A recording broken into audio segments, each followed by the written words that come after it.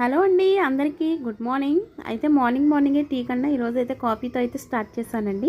ఇంకా మార్నింగ్ అయితే క్లైమేట్ చూడండి, ఇంకా ఎండ అయితే కంటిన్యూ అయిపోయింది, ఇంకా వర్షాలు అయితే పడట్లేదు.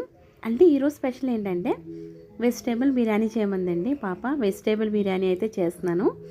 అందులో మిల్ మేకర్ ఉంటుంది కదా, ఆ మిల్ మేకర్ అయితే ఫస్ట్ వేడి నీటిలో అయితే నానబెట్టుకోవాలి. తర్వాత ఉల్లిపాయ, బంగాళదుంప, క్యారెట్, ఆనియన్, అలాగే పచ్చిమిర్చి, ఇవన్నీ మనం బిర్యానీ సామాను ఉంటాయి కదండి, అవన్నీ కూడా మనం వేసుకోవాలి. కుక్కర్లో అయితే వన్ విజిల్తో అయితే అయిపోతుందండి. ఇవన్నీ బాగా వేగినాక ఇవి కూడా కూరగాయలన్నీ కూడా వేసుకొని ఆయిల్లో బాగా వేయనించాలి. మరీ ఎక్కువ కాదు, ఎందుకంటే ఆల్రెడీ కుక్ అవుతాయి కాబట్టి జస్ట్ ఆయిల్ అయితే అలాగా వేయనించాక మన బాస్మతి రైస్ ఒక గ్లాస్కి 2 గ్లాసెస్ ఆఫ్ వాటర్ అయితే వేసుకుంటున్నానండి.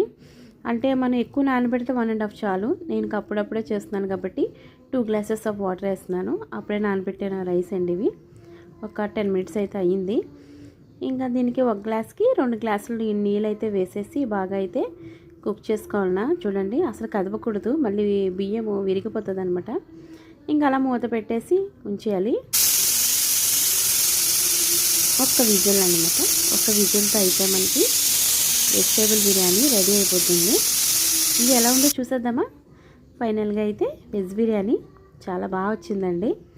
వేడి మీద ఎక్కువ కలిపేయకూడదు కాబట్టి జస్ట్ నేను అలానే తీసి చూపించాను. అయితే చూడండి, నేను బ్యాక్ కెమెరా పెట్టాను. ఇంకా వెజిటేబుల్ బిర్యానీ చాలా బాగా వచ్చింది. ఇంకా చల్లారితే చాలా గట్టిగా అయిపోయి పొడి ఆడిపోతుంది. ఇంకా క్యారియర్లోకి సింపుల్గా అయితే క్విక్గా అయితే ఒక హాఫ్ అన్ అవర్లో అయితే దానికి కంప్లీట్ అయిపోయిందండి. ఎవరైనా సరే క్యారియర్ టైంలో ఇలా పిల్లలు కూడా ఇష్టంగా తింటారు. మనకి కూడా పని చాలా త్వరగా కూడా అయిపోతుంది. నా వీడియోని ఇలాగే సపోర్ట్ చేయండి, లైక్ చేయండి. థ్యాంక్ యూ అండి. బాయ్.